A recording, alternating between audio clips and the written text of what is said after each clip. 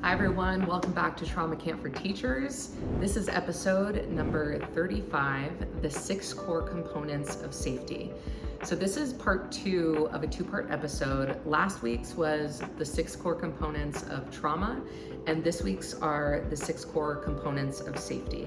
And in last week's episode, I was telling about when I used to be a lead therapist at a treatment center in Los Angeles and was building out the trauma program. So much of my work with clients, about 50% I'd say, had to do with psychoeducation, just educating them on what they were experiencing so that they had that language and the ability to track and identify within themselves. So I drew this gingerbread on the whiteboard and listed the 6 core components of trauma that I got from Dr. Judith Herman in her book, Trauma and Recovery. If you haven't read it, I highly recommend. Please go get it now, especially if you've had any form of relational trauma. That is a must-read book.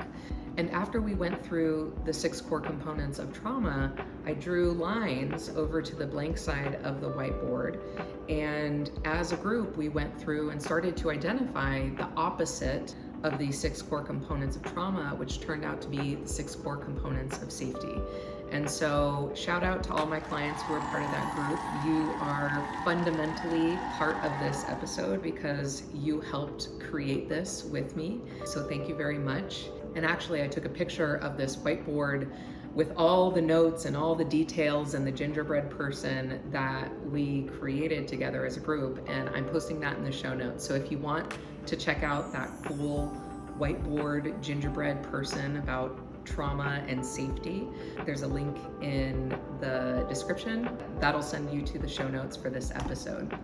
So go ahead and check that out when you can. And before I dive into what these 6 core components are, I actually just want to take a moment to talk about why safety is so crucial and important and relevant to your work as an educator. An environment that prioritizes safety in the classroom and safety in your individual relationship with students means that you are not having to work against their neurobiology in your teaching interventions, in your lessons, in your working with them around behavior. All of these things are made easier when there is a sense of safety and trust. And that is so absolutely essential because it actually makes your job easier. It puts them in a position where they are primed to receive your guidance. When there's a sense of distrust or lack of safety, lack of safety may not necessarily mean that they distrust you. It may simply mean that they don't trust you yet, right? You haven't earned their trust yet. And from that place, there is this barrier of vigilance that really pulls them away from whatever is coming out of your mouth or whatever you were trying to convey or implant into their brains. And so this is why safety is not just from a humane perspective really important to children and traumatized children, but it's actually crucial for helping you teach them more effectively. So tagging on from the last episode, the first core component of trauma is powerlessness, right? Which means that the first core component of safety would actually be empowerment, fostering student agency, autonomy, voice. This is the opposite of trying to control or manage. This is actually trying to support and encourage. One way I like to think about empowerment is, if you had do you know those wavy people that are outside? They're like inflatable people that are outside of car dealerships and they kind of like wave in the wind. And so when they have wind blown up into them, they become full. They become the fullness of their structure of who they are. And when they don't have wind blown into them, they are deflated and they are the smallest version of who they are. So one of the ways I like to think of empowerment is literally infusing their system with support and encouragement and belief and respect and option and choice so that they become the fullness of who they actually are as human beings, right? So that's the first core component of safety, is empowerment. The second core component of safety is manageability, and this counteracts the first core component of trauma, which is overwhelm. Overwhelm is something that is taken beyond the state of my manageability and therefore overwhelms my nervous system or overwhelms my natural capacity to cope. Manageability stays within that realm of, I can cope with this. This is a functional dose of experience that I can process through my system. And this is especially important when we talk about stress, right? Because stress can get a really bad rap in the field of traumatology, right? Because we have the terms like toxic stress and harmful stress, and those are types of stress that are more overwhelming to the nervous system, right? So those are forms of stress that are skewing negative. Whereas manageable stress is actually really important to growth and development, right? Every time you go to a gym and hit that line right between easy and really, really difficult, you are creating a sense of stress in your muscles. You're breaking down what was previously done before so that it can build up into a bigger muscle. And that's the same kind of process we need with psychological stress, right? And so manageable doses of stress are actually really essential and important to growth and development. The third core component of safety is calm, and that counteracts the first core component of trauma, which is terror, right? The opposite of terror is calm, peacefulness, at ease, no experience of threat in the environment whatsoever, right? Now, we're not all sitting on top of mountaintops, cross-legged and oming until our hearts sing with the rolling hills. Maybe sometimes we can do that, but a lot of us can't. That's not really available in real time for a lot of people. But essentially, I want you to hold on to this idea of calm as an absence of threat. And as much as we can curate that, as much as we can restore that where we can, I think that's really, really essential to helping someone feel safe in your presence, in your environment, in their school environment. The fourth core component of safety is connection. And this counteracts the fourth core component of trauma, which is disconnection, right? So maintaining a safe, reliable, trusting connection is perhaps the thing that can buffer children and adults from experiencing the full onslaught of a traumatic experience. If you have deep, reliable, trusting connections with people, you can go through almost anything, and it still may be traumatic, it still may impact you, but it will impact you less so when you have that buffer of trusted relationships keeping you afloat. I've seen this time and time again, that people have gone through the worst of experiences only to be held up by people who can anchor them back into life and back into themselves. And again, it doesn't mean the trauma doesn't affect you, but the degree to which it has affected you is changed by the fact of those relationships. The fifth core component of safety is predictability, and this counteracts the fifth core component of trauma, which is unpredictability. So predictability, in a sense, is I know what's going to happen, I feel prepared for what's going to happen, I can anticipate what's going to happen. I can let hypervigilance seep away because I'm so familiar with our routines, our structure, the tone of voice that my teacher uses, the way we handle ruptures and repairs. It is so predictable to me that I don't have to carry around an extra level of hypervigilance to take care of myself. The predictability starts to take care of me within this environment or within these relationships.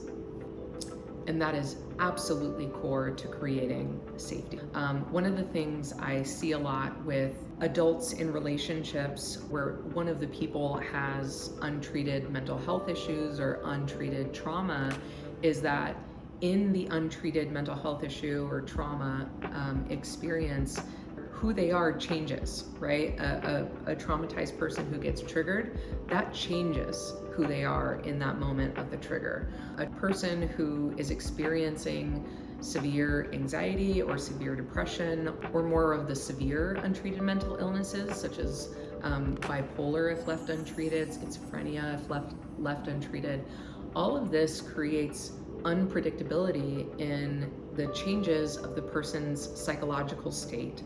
And for the person in relationship with that person, that creates tremendous instability.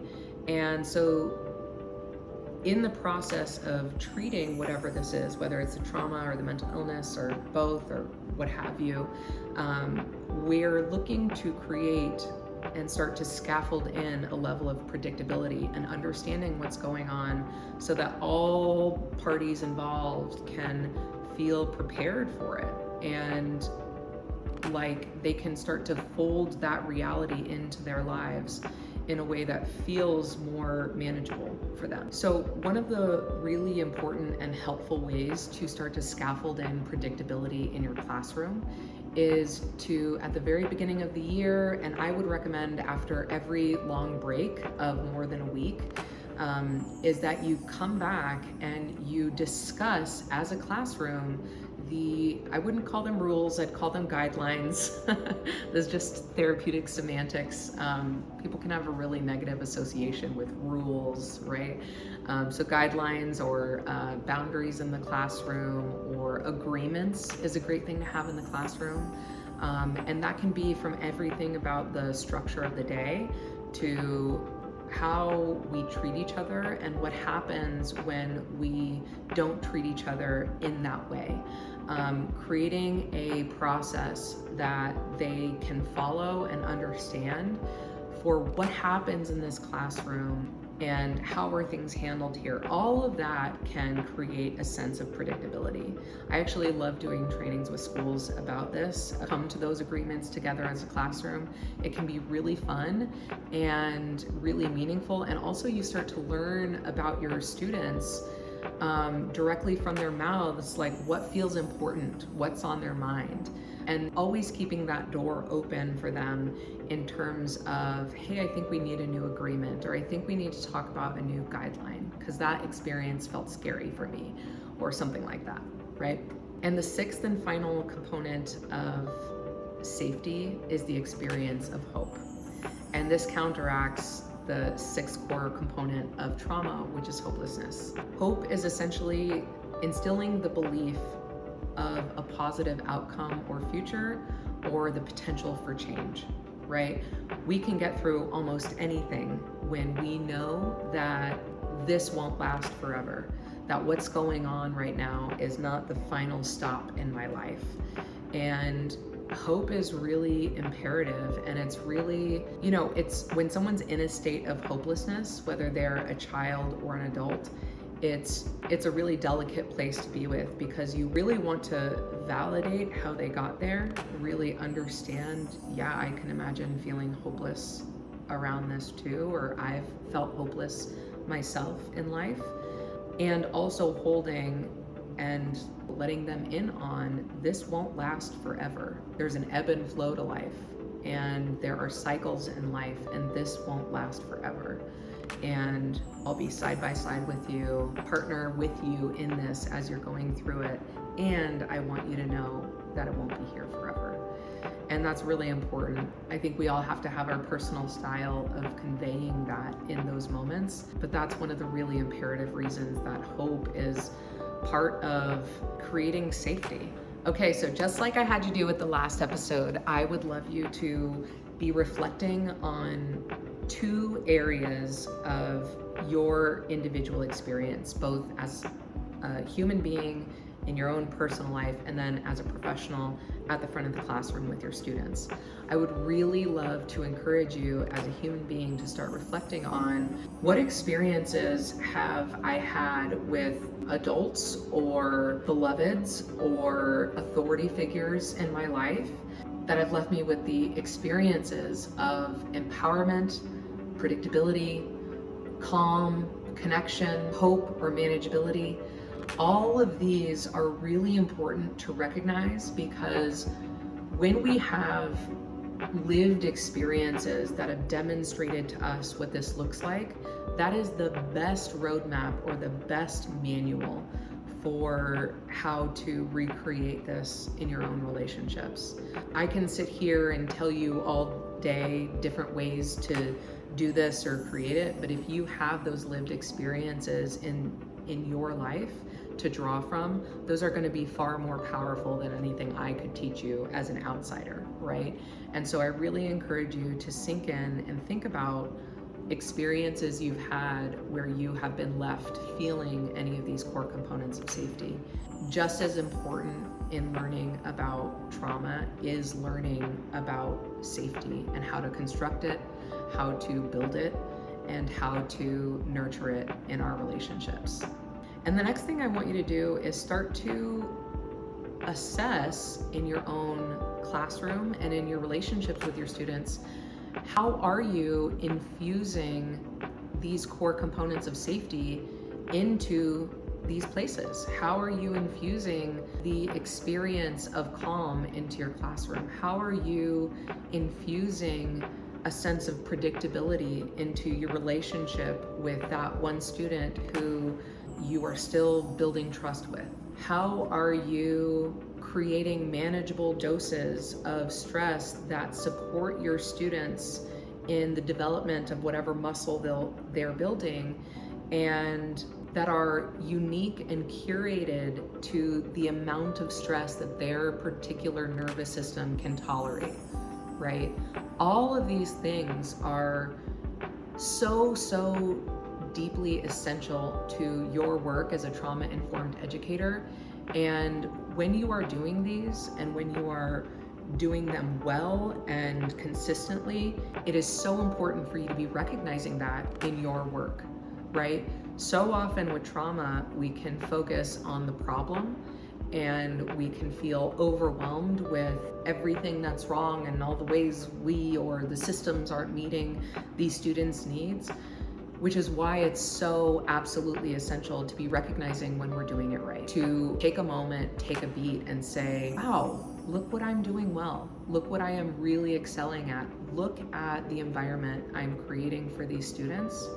And let me just take a moment to honor that impact that I am having in not just each of these students' lives, but in the experience of this classroom as a group, as a whole, right?